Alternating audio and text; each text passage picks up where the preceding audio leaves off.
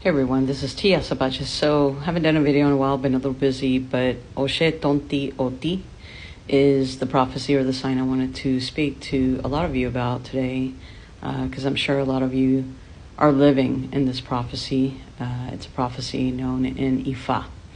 So, in this Odun, it's pretty much an Odun or a prophecy that's very short in translation, very short in regards to stories and recommendations. But although it's pretty short in its translation when you read it, it can have an impactful message or interpretation that can align with what you're going through. Some of the spirits or orishas that speak in the sign is Elewa, so Marafenafun, Elewa, Cheogun, Acheurula, Yemaya, Oshun, Yobatala. So the first thing you have to do in life, if you are currently living in Oshe, tonti, odi, is be grateful. Because you can fall into the trap of being a very bitter and ungrateful person. So you also have to be very careful to not make promises you cannot, keep or complete. So if you promise someone that you're going to do something, you do it. Otherwise, stop making promises. And everything that you do, you have to do with patience. Because when you do things out of emotion, you do things out of anger, you'll end up losing in the long run. Any day, so let's say you get a reading and you come out in a positive sign, because there's a sobol, which is a negative prophecy, and a positive prophecy. So if you come out in a positive prophecy, people who are positive tend to not fall into traps, games, bullshit, drama, vices, addictions, things of that sort. But however, in Oshe, tonti, odi, it does give you the warning that you have to be very careful not to fall into betrayal, whether it's betrayal through your own family members, friends, co-workers, spouse, boyfriend, girlfriend. Because when you are living in a positive energy, there's always someone that wants to gain off of your virtues. People who lie, betray, use you, take from you is very common in this sign. That's why this Odun or prophecy is something that you need to listen to, and you need to take the messages and recommendations that if you're going to do something for someone from the heart with good intent, don't expect anything in return from that person, because most likely they're going to fuck you over, they're going to betray you. If you paid your dues, you've helped someone, you did your good deed for the day, you have nothing to worry about. You can walk freely and know that you owe nothing to anyone. You are free from debt.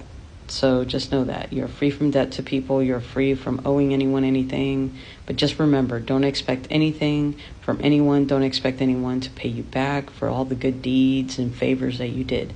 Because the majority of people who do come out in this reading or this prophecy will understand that maybe you're a good person, you've done a lot of things for people, you've gone out of your way to help people, and those people or those individuals don't give two fucks about you. They won't even call to see how you're doing. They won't ever thank you for what you did. They might promise you, oh yeah, I got you. They never get back to you. Or you go out of your way to help a family member, to provide, and what do? They betray you at the end.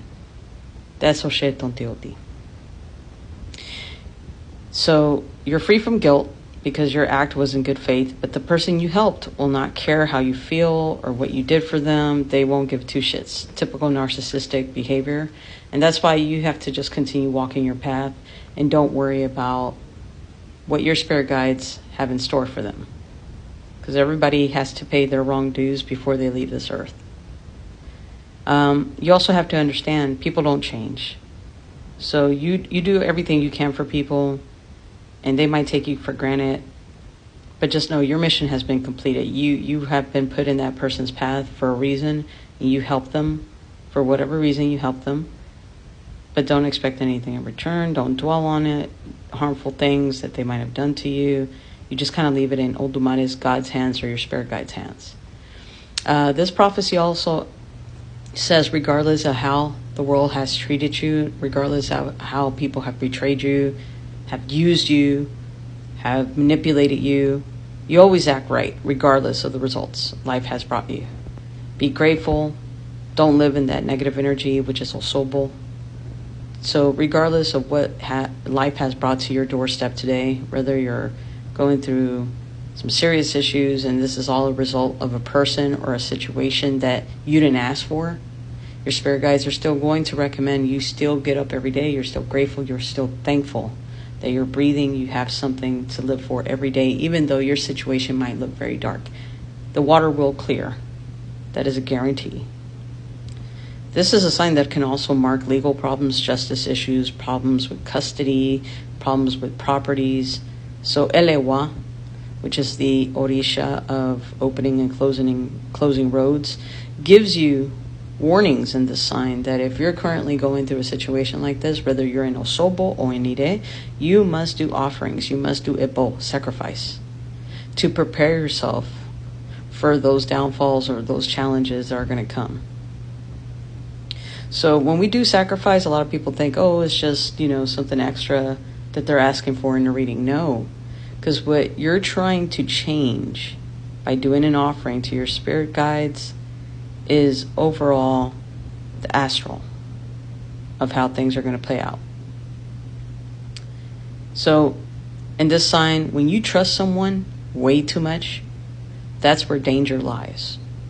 That's Oshe tonti. Never trust anyone too much. Always put trust in yourself first, your spirit guides, Odumare, God, your creator. Because even blood relatives, people you love to death, people who you've given everything to, can betray you. So either way, if you're living in this prophecy today, this is your message. Regardless of how bad your situation might look, sit down, do your offerings, do your due diligence of taking the time to speak to your spirit guides. If you feel like, okay, I'm living in this astral and something needs to change and you need something more specific, then yeah, you're going to have to pull a reading, and depending on that reading, depends on what type of ebbo, which is an offering or ceremony or something that you need to do specifically for your situation to change that whole energy, change that whole situation. So, Oshe tonti odi, that's my interpretation today for you guys. I'm sure there's a lot more people who are more studied on this prophecy or Oldun. Feel free to share. Hope you have a better day. Ache y bendiciones.